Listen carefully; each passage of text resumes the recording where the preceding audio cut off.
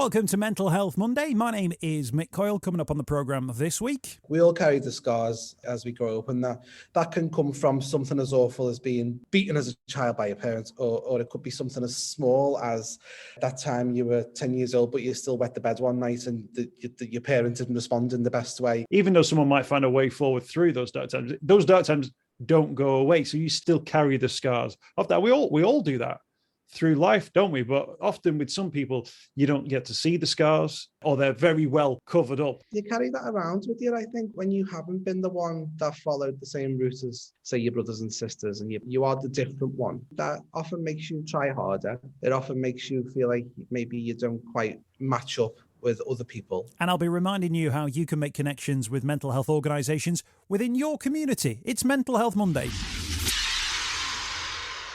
The home of the UK's conversation about mental health. Welcome to Mental Health Monday. My name's Mick Coyle. I hope you're well. Thanks for checking out the podcast once again. And thank you for your feedback once again for last week's episode, LGBT History Month. This month, the month of February 2022, we had a really fascinating conversation with Emma and Chris Martin, the CEO of The Mix, talking about representation of LGBT communities. And actually, this week's conversation is essentially a follow-on with a writer of a new show, which is coming to the Everyman Theatre in Liverpool in the month of March 2022, called Cherry Jezebel. The writer is called Jonathan Larkin, and he's going to be talking through portraying and representing people and faces and voices on stage in a way which is real, in a way which gives people a real sense of what people actually go through. And the fact that when we see people up on stage or on screen, they are rounded individuals with backstories, with things that have actually happened to them that shape where they are. And of course, there's a wider conversation to have around representation of LGBT, but there's plenty in this conversation as well around things like toxic masculinity, abuse, things that have happened to people in the past that stay with them for many, many months, many, many years, and then play out in different aspects of their life later on in life. So it's a really interesting show. Apparently this show as well is it's a little bit raw, it's a little bit rude, and it's a little bit raucous, but I've got a feeling that people who head on down there, particularly those who are big into the clubland scene, are really going to enjoy it. Everymanplayhouse.com is where you can get the tickets. There are some 2-for-1 tickets on there as well at the moment, courtesy of the National Lottery. So an opportunity there for people who maybe don't often go to the theatre or haven't been since the pandemic to head on out there. Jonathan Larkin is his name. Cherry Jezebel is the name of his play, coming to the Everyman Theatre in Liverpool. We started by talking about where Cherry was at the very start of the play. Yeah, so the play opens. So the character's called Cherry Brandy. She's a drag queen called Cherry Brandy. When she's a he's Stanley, so he's a cis gay man who drags up. And Cherry Brandy, we start the play with Cherry receiving an Icon Award from the local Pride. So I've called it Mersey Pride. So it's an Icon Award. So it's like a lifetime achievement for being fabulous and being on the gay scene for so long. Everybody knows Cherry because the door's always open. You can come around and have a gossip, tell her all your worries. And, she's seen as a bit of a fairy godmother of the scene, really. So we find it on a real high. And she talks about how wonderful her life's been and how the first time she tried on a dress was when she was like 8 years old, and she put her sister's communion dress on. And a dad and brothers who are rough Evertonians came home from a match and found her in the dress, but they were really supportive and were wonderful, and it all went really swimmingly, and she's had a great life ever since then. And then the play basically pulls that apart and tells us it's all a load of rubbish, and she's actually the survivor of terrible trauma. So we were just talking last week on the podcast through LGBT History Month about representation and about how anyone growing up as a member of the LGBT community often doesn't see or find true representation in things like the media, certainly within their own families or often within their own communities. So I guess when you're going to portray someone like Cherry's story on stage, it's got to be multi-layered, isn't it? It's got to have more than one sort of angle to it, because people's lives are complex and complicated, and we all come from slightly different places and find ourselves where we are today from a whole range of experiences. Yeah, we all carry the scars as we grow up, and that can come from something as awful as being beaten as a child by your parents, or it could be something as small as that time you were 10 years old, but you still wet the bed one night and your parents didn't respond in the best way. You could carry scars from something massive or something small that have an effect throughout your life. And that's kind of what I'm trying to show with Cherry, and also show how, we all go through life experiencing awful things as well as good things, and it's how we respond to them. And it's about how, if you don't confront the demons from the past, they can haunt you for the rest of your life, and they can make you make very poor decisions and be very self-destructive. That's kind of what Cherry does throughout her life. Yeah, and actually, we're talking on a mental health, program here. So let's bring that into it. That actually, how we view the world and how we perceive the world affects the way, of course, it impacts us as well. But when that changes, it's a real challenge for us, isn't it, to be able to think, right, well, how am I equipped to deal with this change? What are the sort of challenges then that Cherry will face that we'll see on stage? On stage, we'll see. So Cherry basically has built this whole persona all around herself. So she's, as I say, fairy godmother of the scene. Everybody loves her. She's a legend, but she's actually she's a wounded person, really. And so, but what she does is she builds armor, whether that's with the makeup, the wigs, the brassy one-liners, the dirty jokes, the lip sync to Dusty Springfield, whatever it is, it's all armor. And she relies on the illusion that she creates. She also relies on her best friend Heidi, and this kind of plot of the play, if you will, is that their friendship is coming to an end because Heidi is a trans woman as well as a drag queen, and is finally ready to embrace the fact that, you know what, I'm a trans woman. This is my true self. This is how I'm going to live my life. But Cherry sees that as, oh, so you don't need me anymore. And it's about the crumble. So it's about the friendship crumbling, but also the world that Cherry's built around her crumbling. So we see her act out in various ways, whether it's, it's lashing out at Heidi and being horrible to her, or it's trying to be, becoming best friends with a new young queen on the scene, thinking you're a replacement for Heidi. And it's also Cherry's stuck in a constant cycle of meeting the wrong men, bringing the wrong men home. They usually will, have a night of passion and then leave after, usually turning aggressive because they're full of self-loathing as well. And Cherry carries emotional scars, but she also carries physical scars because of the amounts of abusive men she's been with in throughout her life. And we see her repeat that cycle throughout the play. And, I'm not going to give any spoilers away, but she does learn a few little lessons as she goes along. So it's all about that kind of thing. It's about growth as well. And what I didn't want to do was tie everything up with a big pink bow at the end, because that's not the way life goes. That's not what happens. So she doesn't have some big epiphany and go, oh, I'm going to be completely different from now on, because that's not what we do. We hopefully learn from our mistakes and we make little changes as we go along.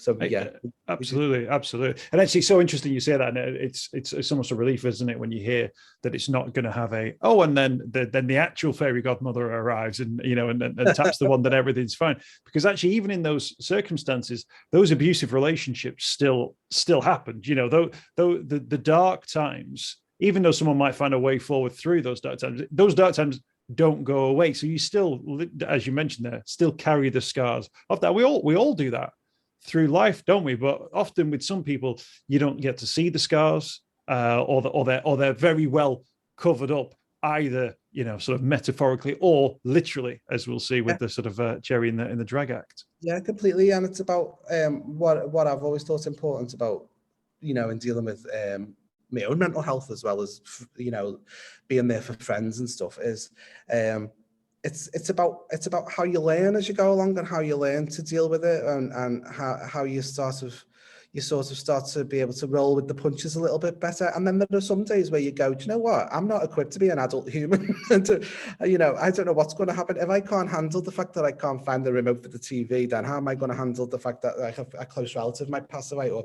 that's part of like anxiety, isn't it? You're constantly worrying about whether you can handle something or not. But actually real life means that you do sort of handle it as you go along. You often surprise yourself with the inner strength that you've got. Yeah. And of course, and that's what happens in life, isn't it? If your life was just this like one jolly show where everything was like absolutely sweetness and light, people then would be completely ill-equipped to deal with anything. Like, like a red stoplight that just appears in front of you at the wrong time. You wouldn't know how to handle it because you go, everything's always just been on green for me. I think there's almost a perception, and I don't know if it comes out of like growing up in a world where when you're a child, you presume that when you become an adult, like on the 18th birthday or the 16th birthday or the 21st birthday, there'll be like a switch and you'll wake up and you'll be wearing a tie. Like, and you're like, I understand and see everything now. But as you get older, you realize that like, you're 20, look by your 20s and you think, I didn't know anything in my 20s, but I was dying to be into my 20s because I knew that the 20s would be the time where I could do X, Y, or Z. Now as I'm getting older, I'm into my 40s, as of next year. And I'm still thinking, and I'm still learning now. Like I look back at myself now when I was 36 and go, stupid kid, like what were you saying that for? What were you doing that for? And I think that idea that we are all on a journey and we all have time to learn and should make time to learn is a really, really strong lesson to take home. It's true. I mean, what I've done is I've written a play that's got an ending, but the ending, what I've tried to do is give people a satisfying finish to that part of the story, but also say, guess what? In real life, there isn't the ending until whenever it is you shuffle off the mortal coil. But whatever you're experiencing there and then, it feels like the end of the world, but it's not, because tomorrow something else is going to happen that might be better or might be worse, but you're going to keep rolling. Nothing is finite. Everything changes at one point or another. Nothing stays constant for me personally. I that's one of the lessons I've learned, is that if you're having a really bad time of something going on in your life, it's the knowledge that, okay, this is awful, but this time in a few weeks, I'm probably going to feel a bit better about it. I'm probably going to be able to look back on this and go, oh yeah, I'll never do that again, or I'll never respond in that way again. We just sort of keep going. That's what human beings do. And I think it's an important message to get out there, is that, it's things might not go the way that you'd expect them to. The 99% of the time, they will not go the way you expect them to, but you will keep going either way.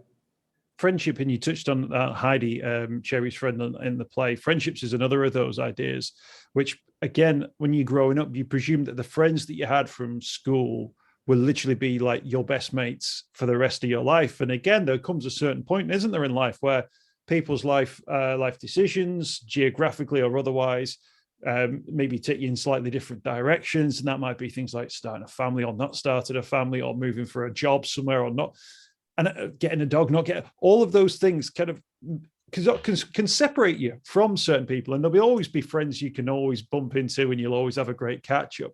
But I think that's another thing. We've got to be a little bit open to the idea that actually there may be friendships which don't necessarily end, but they're just complete.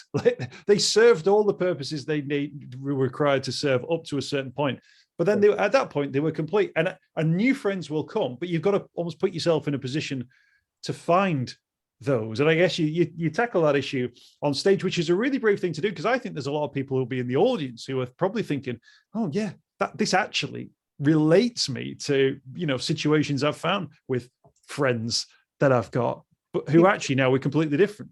People come in and out of your life for a reason. I often find that it's often to teach you lessons about yourself and how you deal with other people. And a lot of the time, those lessons are harsh. You can't. One of the harshest lessons in life is that you can't control what other people are going to do or feel or say. It's not your responsibility. So there is that.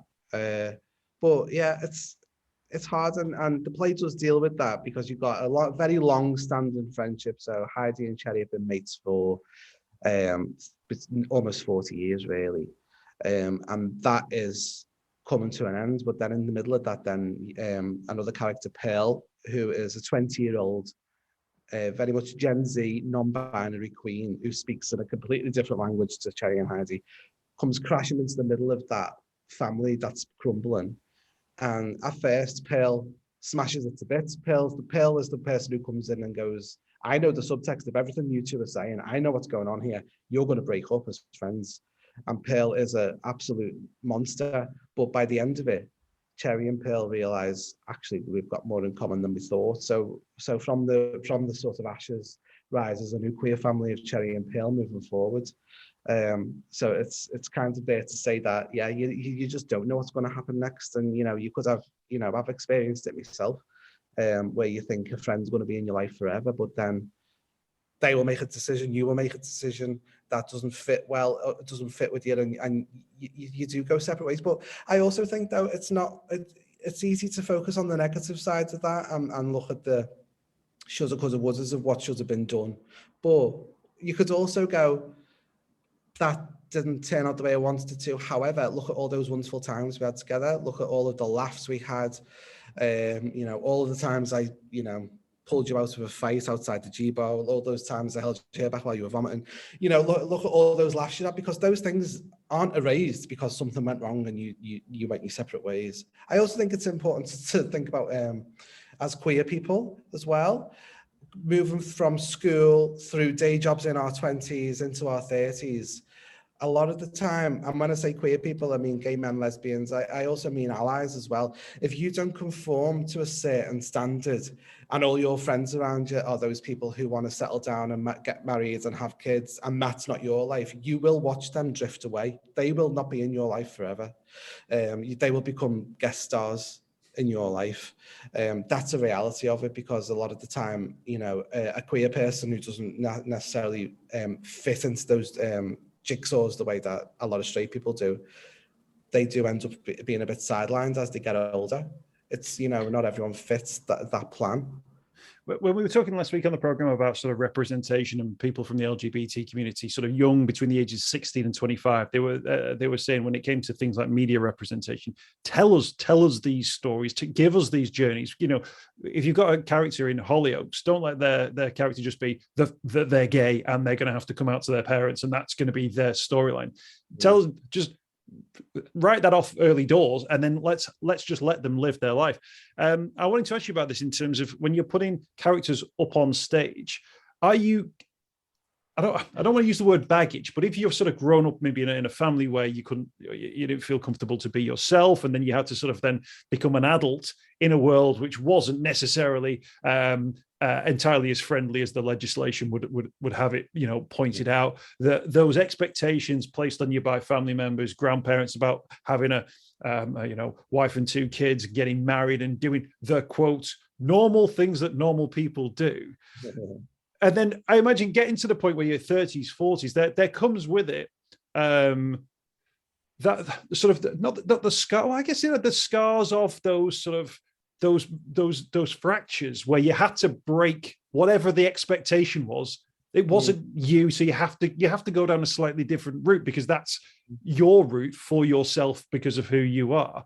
And I wonder whether or not actually that's something which we need to bear in mind, that if people from the LGBT community, but the people from all sorts of different backgrounds, when they've had to ice skate uphill for a lot of their life, there are going to be points where they suddenly have those moments where that might hit them, and they might have to deal with that. And it might be a form of grief or trauma or anxiety. But we've got to be mindful of that we make life difficult for lots of different people. We need to understand that when it gets to certain points in their lives, they might not be best equipped to cope potentially emotionally. Is that fair enough? You carry that around with you, I think, when you haven't been the one that followed the same route as say your brothers and sisters, and you are the different one. You carry that around with you, and I think that often makes you try harder. It often makes you feel like maybe you don't quite match up with other people. You know, and sometimes, I mean, I think back to like when I came out to my mum and dad, it was quite late on. I was about 19 or 20, and you know, they responded in a way that was not overly negative, but they had a journey. They had to get used to it. But I never felt hurt by that, because I always thought to myself, well, they had a plan for me. They had a plan for me, but that's only a plan that's been passed down to them as well. And I'm not following that plan, so they don't know how to deal with that. And often as well, when you come out, if you don't then bring home a lovely boyfriend, and you know you're single for a long time, they just worry, and they listen to rubbish. They believe stereotypes, and they worry about what life that their son or daughter is leading. Whereas if you say, oh, by the way, mum and dad, I'm gay, and then the next day you bring home the perfect man, you bring home a Barack Obama or someone, and they're like, oh my God, well, he's fine. He's going to be fine. He's going to be living in a lovely house with a picket fence, and it's going to be. Then that makes it easier for them. But again, that doesn't always happen either. But I also think in my experience, a lot of the time, the fact that I'm different has given me a bit of a get out of jail free card with my parents as well. So me and my husband don't conform. We're not out there trying to have kids and all that sort of stuff. So sometimes I feel like you're a bit of a breath of fresh air you can be to your parents, because they can sort of chill out and have a bit more fun with you as well. So it can go both ways. The play Cherry Jezebel is on at the Everyman from the start of March. The website, everymanplayhouse.com, everymanplayhouse.com. I know you're sort of appealing for people who maybe don't necessarily go to the theatre, but I guess you're also appealing to those people who maybe haven't been to the theatre for a good couple of years because of everything that's gone on. There's a couple of decent offers, by the way, for tickets on the 2-for-1 early doors for the Cherry Jezebel show. But you're trying to get people who maybe are thinking, it's not normally for me, the theatre. Maybe this is the show I'll check out. We've got we've been rehearsing. So I'm in rehearsals at the moment. We've been rehearsing, and so like music plays a major part in the play. It's set in clubland for a lot of it, so I feel like if you like your club tunes, then you're going to enjoy what's going on here. I feel like it does cover a lot of heavy issues. It covers toxic masculinity, it covers homophobia, transphobia. It covers, transphobia within the queer community as well. It covers trauma, abuse, all that sort of stuff. But it's set in a gay club toilets for the first act, and the second act is the hangover from hell in a drag queen's bedroom. So it's not miserable. It's funny. It's dirty. It's full of music. There's some dance in there as well. So it has got a bit of a night out vibe going on as well. But I feel like you will come away from it having used your brain as well as everything else. Last year we did a read through, like a rehearsed read through of it. We did like an hour long version. The play is going to be about 2 hours. We did like an hour long version last year, and people were whooping and cheering at certain parts, which may have included the lap dance. People were whooping and cheering, but then they were crying at the end. And what I loved about that, we had 3 performances that were all really chocker, and people were just so relieved. It was between lockdowns. People were just so relieved to be out and be in a space with live theatre where they could laugh and cry and be shocked. So I'm hoping that we're going to just take that to the next level with the full run. I want people to just come out and just really enjoy and embrace being out around people again. And yeah, they're going to have a scream.